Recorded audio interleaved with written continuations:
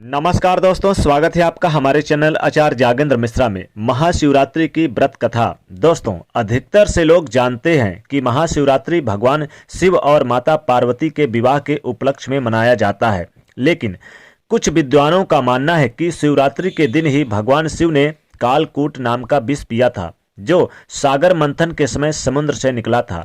परंतु शिव पुराण में एक शिकारी से जुड़ी कथा का वर्णन किया गया है। आज की इस वीडियो में दोस्तों, हम आपको शिव पुराण में वर्णन महाशिवरात्रि की कथा बताने जा रहे हैं। दोस्तों, शिव पुराण के कूट रुद्र संहिता में वर्णित कथा के अनुसार पौराणिक काल में किसी वन में एक भील रहता था, जिसका नाम गुरुदूह था। उसका परिवार बड़ा था। वह बलवान और क्रूर स्वभाव का होने के साथ ही क्रूरतापूर्ण कर्म भी करता था। वह प्रतिदिन वन में जाकर हिरण अन्य जानवरों को मारता और वहीं रहकर नाना प्रकार की चोरियां करता था। उसने बचपन से ही कभी कोई शुभ कार्य नहीं किया था। इस प्रकार वह वन में रहकर वो दुरात्मा भील का बहुत समय बीत गया।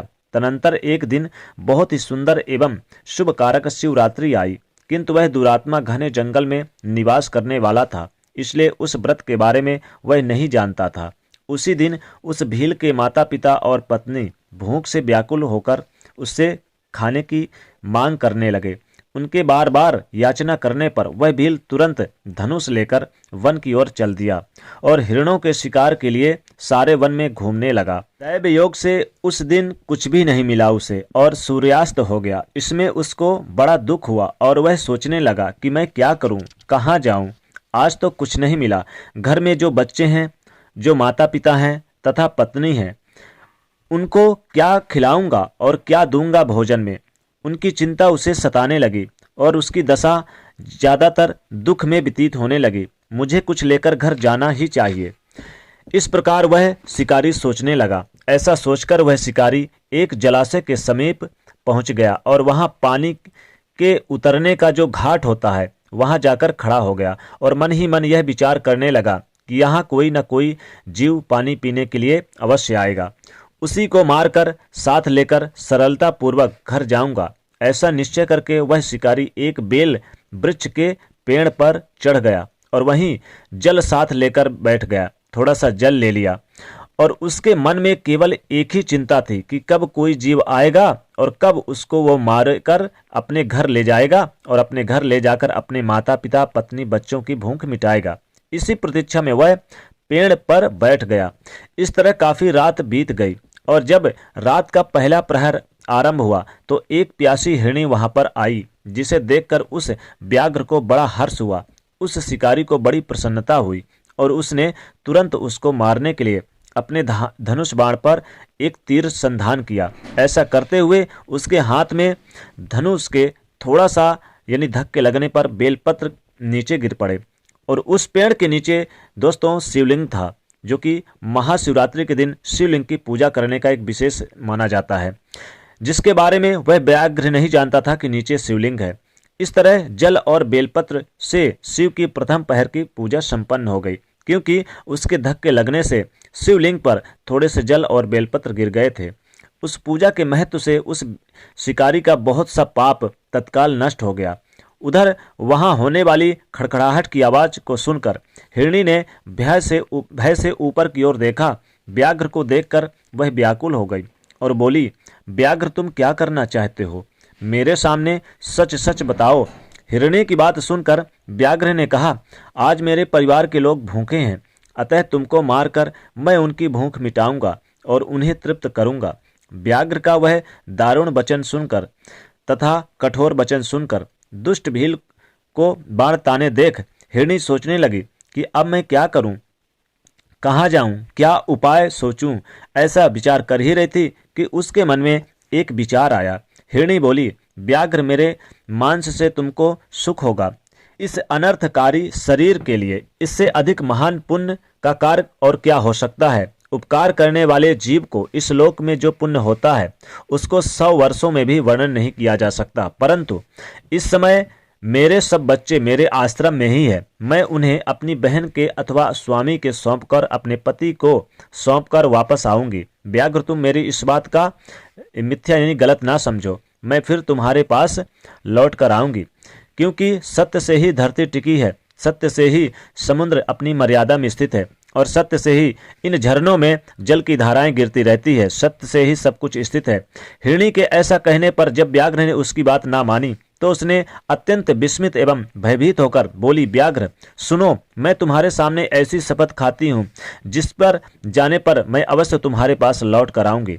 ब्राह्मण यदि वेद बेचे और 3 काल संध्या वंदन ना करे तो उसे जो पाप लगता है, पति के आज्ञा का उल्लंघन करके स्वेच्छानुसार कार्य करने वाली स्त्रियों को जिस पाप की प्राप्ति होती है, किए हुए उपकार को न मानने वाले भगवान शंकर से विमुख रहने वाले तथा विश्वासघाती तथा छल कपट करने वाले लोगों को जो पाप लगता है, उसी पाप से मैं भी लिप्त हो जाऊं यदि लौट कर ना आऊं तो।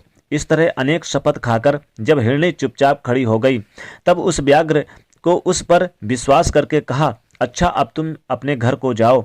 जब वह हिरणी बड़े हर्ष के साथ पानी पीकर अपने आश्रम मंडल में गई, इतने में ही रात का वह दूसरा पहर व्याघ्र के जागते जागते ही बीत गया।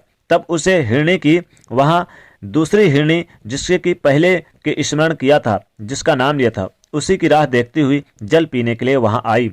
उसे देखकर भील ने स्वयं बाढ़ को तरकश से खींचा। ऐसा करते समय पुनः पहले की भांति भगवान शिव के ऊपर यानी शिवलिंग के ऊपर जल और बेलपत्र गिरे। उसके दोबारा महात्मा शंभु की दूसरी पहर की पूजा यानी कि उसके द्वारा भोलेनाथ की दूसरे पहर की पूजा संपन्न हो गई और पूजा व्याघ्र के लिए यानी शुभदायिनी हो गई। हिरणी ने उसे बाण खींचते देखकर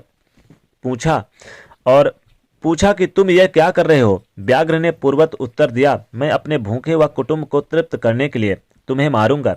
यह सुनकर वह हिरणी बोली, मेरा देह धारण सफल हो गया क्योंकि इस अत्यंत शरीर के द्वारा उपकार होगा, परंतु छोटे छोटे बच्चे घर में हैं, अतः मैं एक बार जाकर उन्हें मैं अपने स्वामी को सौंप दूं, फिर तुम्हारे पास लौट आऊंगी।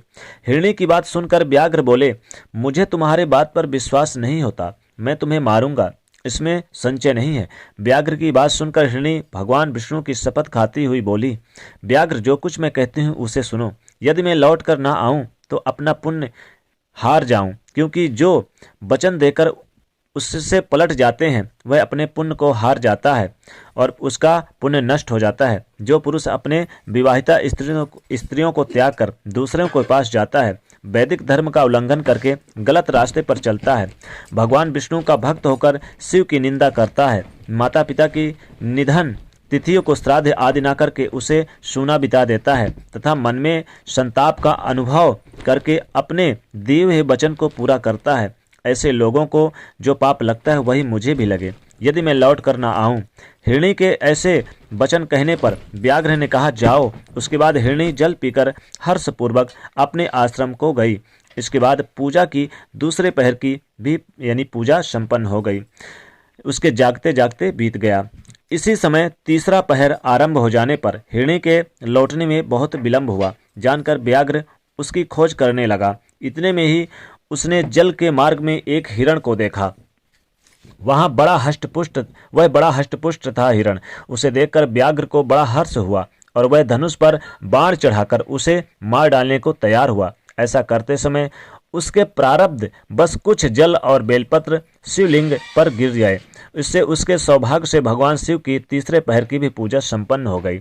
इसी तरह भगवान ने उसे अपनी दया दिखाई और पत्तों के गिरने की आवाज सुनकर उस हिरण ने व्याघ्र की ओर देखा और पूछा, क्या कर रहे हो?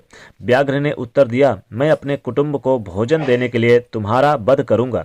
व्याघ्र की बात सुनकर यानी शिकारी की बात सुनकर हिरण के मन में बड़ा हर्ष हुआ और तुरंत ही बोला, मैं धन्य हूँ, मेरा हष्टपुष्ट शरीर धन्य है और मेरा शरीर पाना सफल हो गया, क्योंकि मेरे शरीर से आप लोगों की तृप्ति होगी। जिसका शरीर परोपकार के काम में नहीं आता उसका सब कुछ व्यर्थ चला जाता है। जो सामर्थ्य रहते हुए भी किसी का उपकार नहीं करता उसकी वह सामर्थ्य व्यर्थ चली जाती है तथा वह परलोक में भी नरकगामी होता है। परंतु एक बार मुझे जाने दो, मैं अपने बालकों को उनकी माता के हवाले सौंपकर और उनके सब कुछ धीरज बंधाकर यहाँ लौट आऊँगा।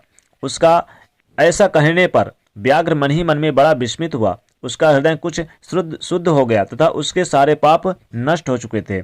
उसने देखा कि और उसने कहा कि यहाँ आए हुए जितने भी तुम्हारी तरह बात बनाकर हिरण चले गए, परंतु अभी तक कोई नहीं आया। और 2 जन आए, दोनों जन चले गए। हिरण तुम भी इसी प्रकार संकट में हो, इसलिए झूठ बोलकर चले जाओ, फिर आज मेरा जीवन निर्वाह कैसे होगा। व्याघ्र की बात सुनकर हिरण बोला, व्याघ्र मैं जो कुछ कहता हूँ उसे सुनो। मुझ में असत्य नहीं है, सारा चराचर ब्रह्मांड सत्य से ही टिका हुआ है। जिसकी वाणी झूठी होती है उसका पुण्य उसी क्षण नष्ट हो जाता है। तथा तुम मेरी सच्ची प्रतिज्ञा सुनो, संध्या काल में मैथुन तथा शिवरात्रि के दिन भोजन करने से जो पाप लगता है, झूठी गवाही देने से और धरोहर को हड़प लेने से और संध्या न करने से जो ब्राह्मण को पाप लगता है, वही पाप मुझे लगे। यदि मैं लौट कर न आऊँ, जिसके कि मुझे कभी भी शिव का नाम, जिसके मुंह से कभी भी नाम ना निकला हो, यानी शिव का नाम अगर अपने मुंह से जो व्यक्ति ना निकाला हो, उसे जो पाप लगे वह पाप मुझे लगे। जो समर्थ रहकर भी दूसरों के उपकार नहीं करता, पक्षी भक्षण करता तथा शिव जी की पूजा किए बगैर ही और भस्म लगाए बिना ही भोजन कर लेता, इन सब का पातक मुझे लगे। यदि मैं लौट कर ना आऊं। उसकी बात सुनकर व्याघ्र ने कहा, जाओ। सीधा लौटकर व्याघ्र ने कहा कि ऐसा कहा कि अब पानी पीकर तो चला गया, लेकिन उसने कहा कि लौटकर तुम जल्दी आना। हिरण जल पीकर वहां से चला गया। अब यहाँ पर हिरण और हिरणी जब इकट्ठे अपने आश्रम पर पहुंचे तो सारा वृत्तांत एक दूसरे को सुनाते हुए बोले कि हमें जल्द से जल्द शिकारी के पास लौटना है। अपने बच्चों को धैर्य देकर जब वो चलने लगे, तब सबसे पहले हिरणी बोली कि मैं शिकारी के पास जाऊंगा, अब मेरे बच्चों का ख्याल आप रखना। हिरणी की बात सुनकर हिरण बोला कि नहीं, आप लोग माता हैं, इसलिए माता ही संभाल सकती हैं बच्चों को, तुम यहीं पर रहो, मैं शिकारी के पास जाऊंगा। तब हिरणी बोली, पति के बिना पत्नी का कैसा जीवन, आपकी मृत्यु के बाद मैं कैसे जीवित रहूंगी, और मैं वहां अवश्य जाऊंगी। और वह दोनों बच्चों को समझा कर चल पड़े। जब बच्चों ने देखा कि माता पिता जा रहे हैं, तब हम क्या करेंगे, तब वो भी उनके साथ साथ पीछे पीछे चल पड़े।